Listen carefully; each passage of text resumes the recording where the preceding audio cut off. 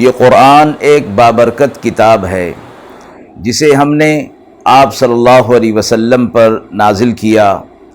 تاکہ لوگ اس پہ غور اور فکر کریں اور تاکہ اہل فہم اس سے نصیحت حاصل کریں۔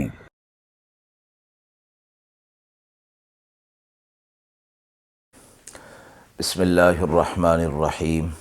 السلام علیکم ورحمۃ اللہ وبرکاتہ۔ ناظرین کرام، درس قرآن مجید کے آج کے اس پروگرام میں ہم سورۃ النمل کی آیت نمبر 42 تا آیت نمبر 44 کا ترجمہ اور تفسیر پیش کر رہے ہیں، اور آخر میں پوچھے گئے سوال کا جواب ہوگا۔ اعوذ باللہ من الشیطان الرجیم، بسم اللہ الرحمن الرحیم۔ فلما جاءت قيل أهكذا عرشك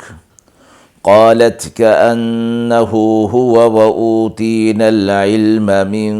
قبلها وكنا مسلمين وصدها ما كانت تعبد من دون الله إنها كانت من قوم كافرين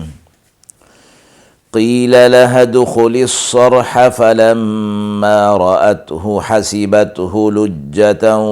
وكشفت عن ساقيها قال إنه صرح ممرد من قوارير قالت رب إني ظلمت نفسي وأسلمت مع سليمان لله رب العالمين۔ آیت مبارکہ کا ترجمہ ملاحظہ فرمائیں۔ پھر جب وہ آ پہنچی تو کسی نے کہا، کیا ایسا ہی ہے آپ کا تخت؟ وہ بولی، گویا یہ وہی ہے، اور ہم کو معلوم ہو چکا پہلے سے، اور ہم ہو چکے ہیں پہلے سے فرما بردار،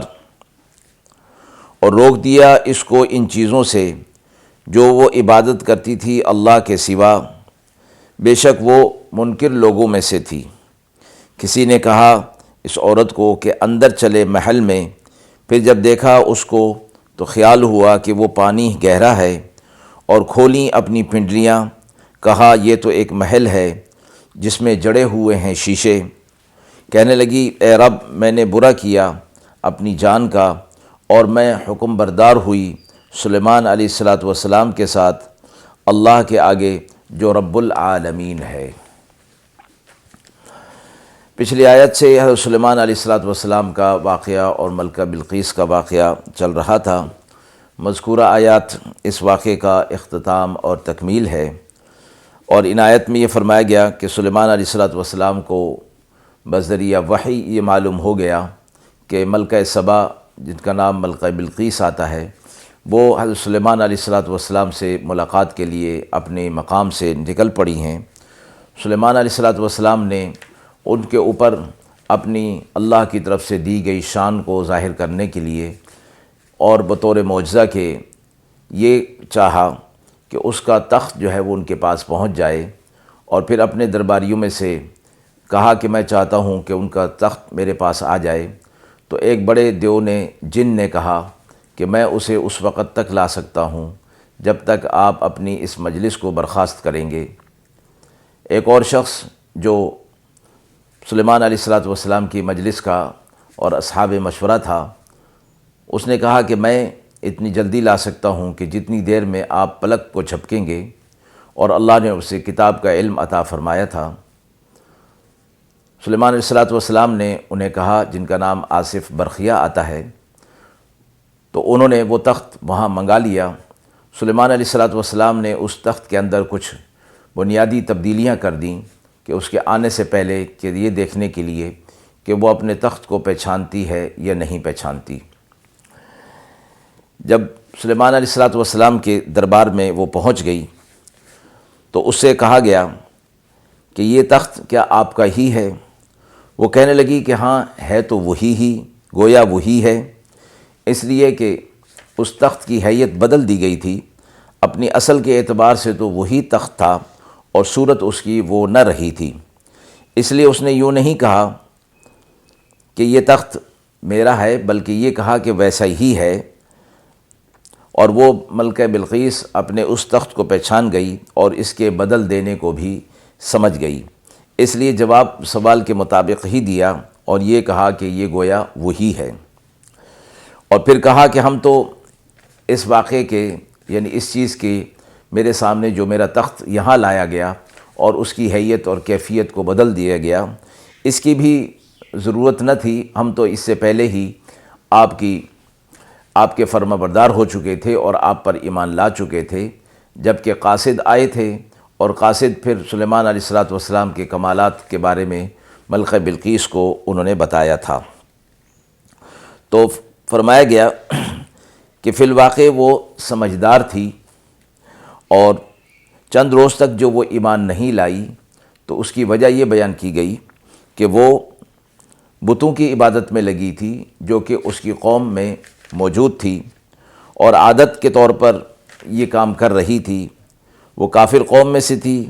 پس جب اس نے دیکھا کہ اس کی قوم اسی عمل کے اندر ہے تو وہ بھی اسی کے اندر لگ گئی۔ اور اکثر اوقات ایسا بھی ہوتا ہے کہ یہ چیزیں جو قومی طور پر انسان کے اندر رائج ہو جاتی ہیں، معاشرے کے اندر رائج ہو جاتی ہیں، تو وہ سوچنے سمجھنے کی میں رکاوٹ بن جایا کرتی ہیں، مگر فرمایا گیا کہ وہ چونکہ عاقل تھی اور صاحب فہم تھی، اس لیے جب اسے تنبیہ کی گئی تو وہ سمجھ گئی۔ اس کے بعد سلیمان علیہ السلام نے انہیں اپنی سلطنت کی شان دکھانے کے لیے ایک محل تعمیر کرایا، جس کا فرش شیشے کا بنا دیا، اور اس کے نیچے پانی، اور اس پانی کے اندر مچھلیاں وغیرہ چھوڑ دیں۔ اور جب وہ وہاں پہنچی تو اسے کہا گیا کہ وہ اس محل کے اندر داخل ہو جائے۔ تو جب محل کے داخلی دروازہ جو ایسا تھا کہ جو معلوم ہوتا تھا کہ یہ بالکل حوض ہے اور پانی میں سے گزرنا ہوگا، تو اس نے اپنی پنڈلیاں کھول دیں۔ اس پر سلیمان علیہ السلام نے، یا جو وہاں موجود تھا، اس نے کہا کہ یہ تو ایک صاف شیشہ ہے۔ اس پر بھی وہ حیران ہو گئی، اور اس نے کہا کہ میں نے اب تک اپنی جان پر ظلم کر لیا تھا، اور اب میں سلیمان علیہ السلام کے ساتھ ہوں، یعنی ان پر میں ایمان لے آئی ہوں، اور اس رب پر بھی جو رب العالمین ہے۔ آیت کے حوالے سے سوال پوچھا گیا ہے، کیا ملکہ بلقیس حضرت سلیمان علیہ السلام کے نکاح میں آ گئی تھیں؟ بلقیس کا ملکہ سبا کا واقعہ انہی آیات پر ہی مکمل ہو جاتا ہے کہ وہ حضرت سلیمان علیہ السلام کے پاس حاضر ہوئیں، اور ان کے کمالات جو اس سے پہلے ہی معلوم ہو گئے تھے، مزید ان کے پاس آ کر معلوم ہوئے، تو اس نے اسلام قبول کر لیا اور ان پر ایمان لے آئیں۔ اس کے بعد کیا حالات پیش آئے، قرآن کریم نے اس سے سکوت اختیار کیا ہے۔ یہی وجہ ہے کہ جب کسی نے عبداللہ بن عیینہ سے پوچھا کیا حضرت سلیمان علیہ السلام نے ملکہ بلقیس کے ساتھ نکاح کر لیا تھا، تو انہوں نے فرمایا